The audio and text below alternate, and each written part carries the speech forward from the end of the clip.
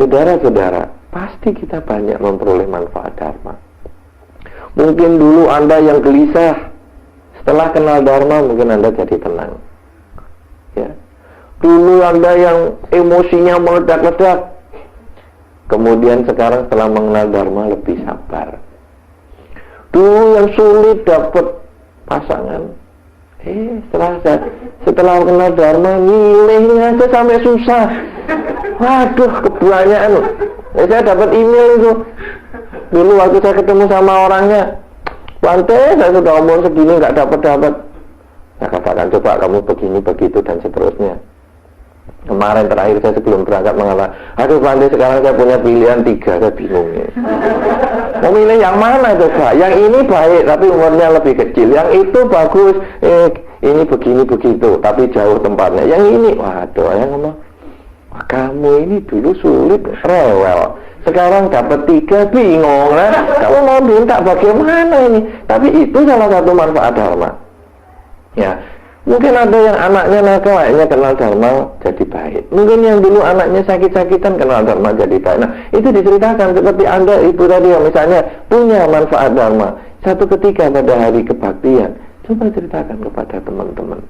Sebagai manusia yang bukan orang yang lain daripada yang lain, biasa dikandung, dilahirkan, tetapi bisa mencapai kesucian.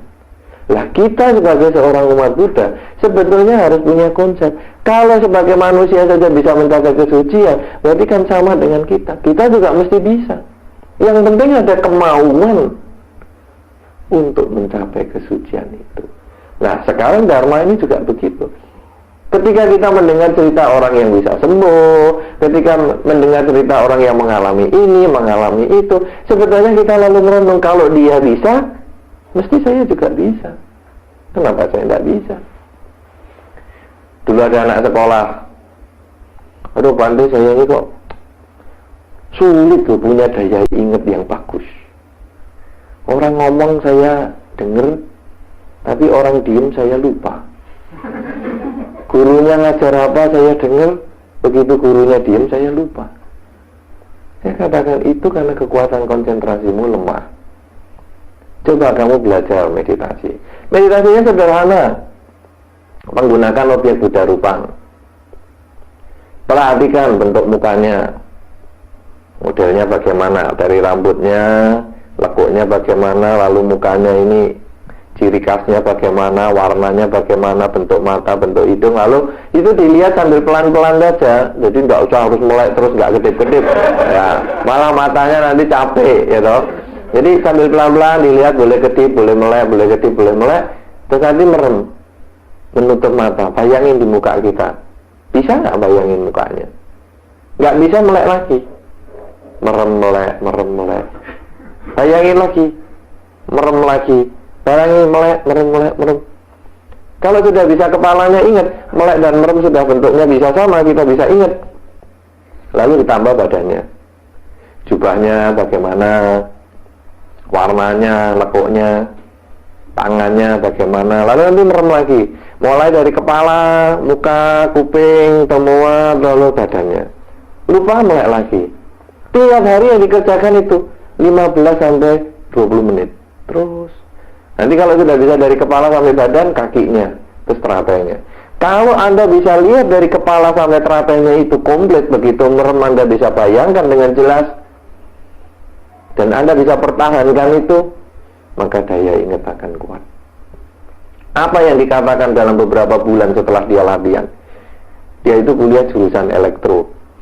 Satu ketika dia mendapat pelajaran gambar seperti jaringan listrik begitu. Dia mau mencatat, bukunya ketinggalan. Apa yang dia lakukan? Meditasinya ini. Dia lihat, dia melek dan merem gambar yang di papan tulis itu. Dia terus, dia lihat. Pulang, digambar di bukunya. Dicocokkan sama temennya, benar. Ya, itu bisa dilatih sebetulnya. Jadi sebetulnya Itu juga satu pengalaman. Sehingga Anda yang belajarnya ini mungkin sering lupa, nggak kawan-kawan, itu ilmunya sudah ada kok. Dharma bisa kok memecahkan masalah Anda. Bisa. Jadi Anda gampang loh. Sehingga orang itu mau mengatakan, aduh Bante, sekarang saya bukan hanya gambar-gambar jaringan listrik saya bisa. Mobil temen loh. Sekali saya lihat, saya tak ingat. Nomornya berapa? Saya langsung ingat. Wah, padahal dulu katanya kalau dosen sudah diem, dia lupa. Sampai dia jengkel sama dirinya sendiri. Kenapa saya dilahirkan bodoh sekali begini? Ternyata dia tidak bodoh. Cuman kemauan konsentrasinya lemah. Nah, inilah satu cerita yang membangkitkan manfaat untuk kita. Itulah yang membuat kita nanti berani kumpul, bisa kumpul, dan kita bisa tanya, kalau dia bisa, kenapa aku nggak bisa? Aku juga harus bisa. Nah, oleh karena itu saudara-saudara, apapun juga permasalahan yang Anda hadapi, problem apapun yang Anda hadapi, sebetulnya Dharma menyediakan jalan keluar. Tinggal kemauan kita untuk membuka diri. Nah, karena itu praktek. Nah, praktek yang paling sederhana adalah dengan melakukan apa yang Anda bisa kerjakan sedikit. Bisa membersihkan tempat, bagus. Bisa mengundang teman datang ke wihara, bagus. Bisa menerangkan dharma kepada teman yang masih belum tahu, bagus. Yang kedua, melaksanakan kemoralan. Latihan. Misalnya saja latihan berpuasa. Orang kalau ketemu saya mesti yang ditanya adalah, kenapa Bante puasa? Ya. Ada yang mau tanya itu juga? Ada enggak? Nah, belum mikir ya, tapi sudah beberapa kali ya. Tanya, mau tanya juga? Iya toh? Kenapa Bante? Hah? Nah, ya toh. Itu sudah di segala tempat saya ketemu. Kalau biasa ketemu biku biasa, selalu tanyanya, kenapa Bante tidak punya rambut? Kenapa Bante tidak pakai baju biasa tapi pakai jubah? Itu problemnya yang selalu diulang. Tapi kalau sudah ketemu saya, kenapa Bante puasa? Saya sebetulnya menjawab, semua biku itu puasa loh setelah jam 12 siang. Itu nomor 1. Nomor 2, memang saya makan sekali sehari juga merasa kebanyakan. Jadi saya kepingin 1 minggu hanya 5 kali saja. Nah, tetapi ada yang lebih penting dari situ. Saya sebetulnya melatih sesuatu. Apa yang saya latih? Saudara-saudara rasakanlah di dalam hidup sehari-hari. Kalau Anda tidur, Anda yang sekolah mau cari nilai banyak, dikasih hasil ujian A+, A double plus, itu Anda nggak bangun kok. Iya kan? Iya ujian, ini ditunjukkan di depan muka masa nggak bangun. Anda yang kepingin pasangan hidup, ketika Anda tidur, pasangan hidup Anda di depan Anda, itu pun Anda nggak bangun. Ya kan? Anda yang pengen cari duit, ketika tidur, duit dikasih di setumpuk di depan hidung Anda, nggak bangun. Tetapi kalau perut Anda lapar, ya, apa yang dikerjakan? Bangun. Aduh, kok lapar ya? Buka lemari, kulkas, pasang itu apa, microwave lah apa, makan sedikit-sedikit, tidur lagi. Ya kan? Sebagian besar di antara kita begitu. Ada juga lapar main hajas, nggak inget apa-apa. Pokoknya sampai pagi lah, baru nanti bayar utang semua, makan lebih banyak dari biasanya. Tapi pada umumnya sebagian besar orang lapar itu terasa bangun. Sehingga kalau saya suruh orang puasa, problem utamanya apa? Aduh, nanti saya nggak bisa tidur loh kalau lapar. Itu. Ya toh, banyakan begitu. Nah, saudara-saudara, lapar itu kalau Anda tidur Anda rasakan. Padahal duit yang Anda cari nggak inget, cewek atau cowok yang Anda sukai nggak inget, nilai tinggi juga nggak ingat, apa saja nggak ingat, tapi lapar ingat. Itu bukan hanya waktu tidur. Kalau Anda urut lebih jauh, Anda itu sebetulnya yang punya problem adalah lapar, itu yang nomor satu. Ketika Anda di dalam kandungan, Anda nggak kenal duit, nggak kenal lawan jenis, Anda nggak kenal nilai-nilai yang bagus, bahkan dengan orang tua Anda pun Anda nggak kenal, tapi Anda kenal rasa lapar. Rasa lapar itu kenal sekali. Sehingga ibu-ibu kalau mengandung biasanya makannya lebih banyak. Ya, ibu dulu begitu juga. Iya kan? Nah, biasanya masalah nanti balik lagi atau tidak itu urusan lain, tapi yang jelas makan lebih banyak dari normalnya. Katanya si ibu, aduh lah kita makan sekarang berdua loh ini. Apalagi kalau anaknya kembar kan bertiga. Nah, lebih banyak lagi. Sehingga ibu-ibu kalau sudah hamil, biasanya sudah tambah besar badannya. Sehingga begitu lahir anaknya, badannya tidak bisa kembali, tetap besar. Nah, saudara-saudara, kalau kita urut lebih jauh lagi dalam kehidupan yang lampau, mungkin Anda lahir di zaman batu yang tidak kenal pakaian, tidak kenal uang, tidak kenal segala macam.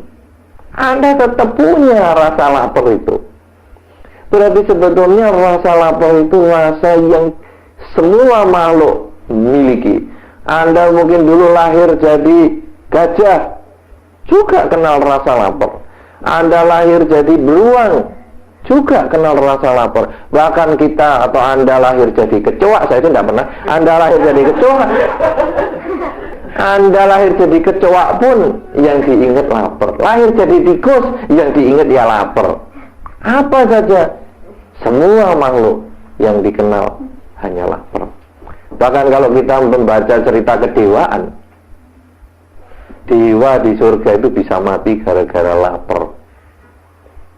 Dewa di surga itu matinya ada 3 sebab. 1 lapar, 2 ngamuk, 3 umurnya habis. Lucu juga ya. Ngamuk mati. Nah, makanya Anda yang suka ngamuk-ngamuk nggak ada tempat dari surga. Yeah. Jadi makanya kalau mau masuk surga jangan ngamuk-ngamuk. Nah, sekarang perasaan yang lapar itu yang sudah sekian kehidupan, sekian ribu kehidupan, sekian ribu tahun, sekarang kita bisa kuasai. Nah, jadi puasa itu kan menguasai rasa lapar. Puasa itu bukan tidak ada makanan terus puasa. Itu kadang-kadang kalau anak-anak yang sendirian tidak sama orang tuanya kan gitu, buka kulkas kosong, buka lemari makan kosong, kotak supermi sudah nggak ada, puasa lah. Ini bukan puasa, ini tidak ada yang dimakan, lain ya, bukan ya, iya itu bukan ya, hitung-hitung puasa lah, bukan, tidak ada yang dimakan. Nah, puasa itu ketika ada makanan kita tidak makan, itu baru yang sip, ya toh? Nah, bagaimana caranya? Nah, hari ini ada makanan, tidak makan. Nah, kenapa saudara? Sebetulnya Anda mengendalikan rasa lapar. Kalau Anda bisa mengendalikan rasa lapar sekarang, ingat sebetulnya itu muncul sudah sekian ribu tahun itu. Dan Anda selalu dikuasai rasa lapar itu. Sejak Anda bayi pun Anda dikuasai rasa lapar. Sekarang Anda bisa mengalahkan itu. Lalu apa sekarang maknanya?